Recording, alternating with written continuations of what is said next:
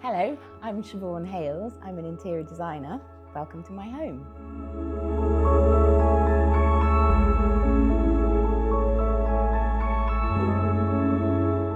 Being brave with design, I mean, that's my kind of dream, basically, to push boundaries and to have fun with design.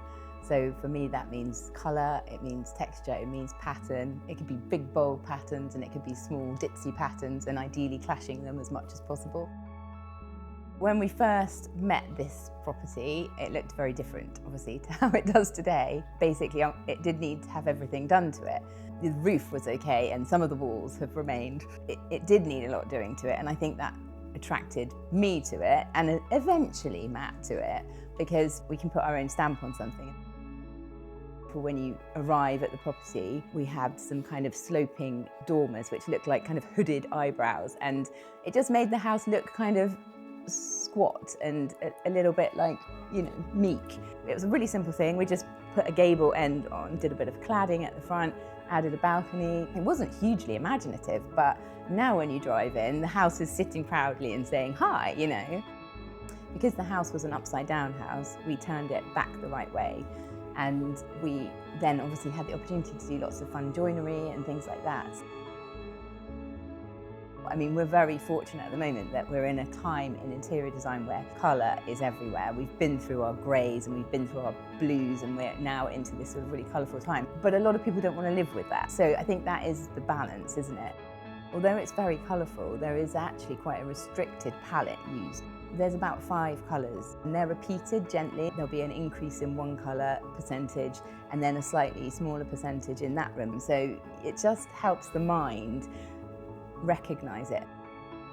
And we put a fireplace in because there wasn't one. Like, what house in the country doesn't have a fireplace? And we didn't just go for a black fireplace, obviously we put a yellow one in, a bright yellow one in. Had lots of fun with the local joiner. He's like, oh my God, what shape are we doing now? Pocket door here, and it's going to be glazed, and the glazing's got to be a pocket glazed door, but why? Well, just so you know, so you can still have some light filtering through. And my friend walked into my house and said, oh, you've designed your door and your living room like the inside of a Mirabeau bottle, which is my favourite gin. So Mirabeau, if you'd like to send me some free gin, that would be great. We have a really organised panel of sockets, again by the lovely Soho Lighting. And in theory, you know, it should be very easy to work because you just need to look at what the sign says and then you can turn the right light switch on. But of course I live with 3 practically men now, and they just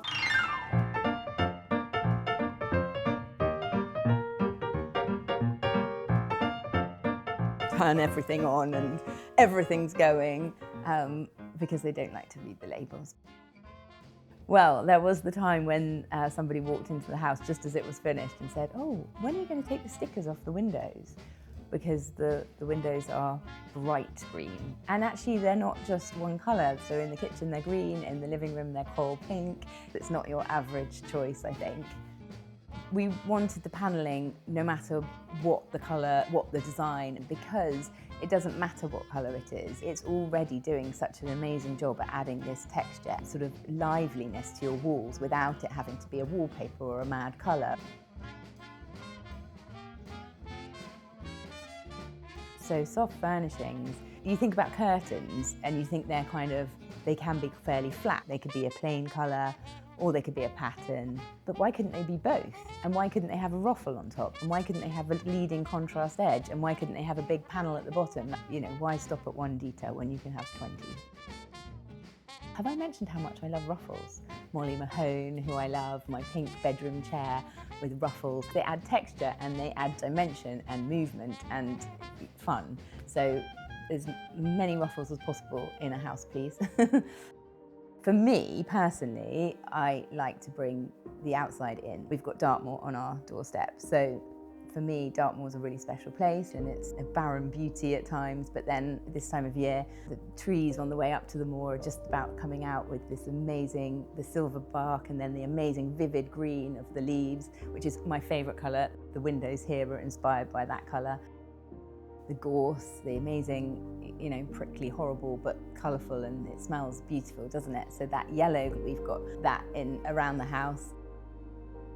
Ferns that you find all over the valleys on Dartmoor. So we have beautiful wallpaper, which is one of my favourite, from Colfax and Fowler in our dressing area. We have some lampshades in the kitchen, which are JP&J Baker, which are, again, my favourites.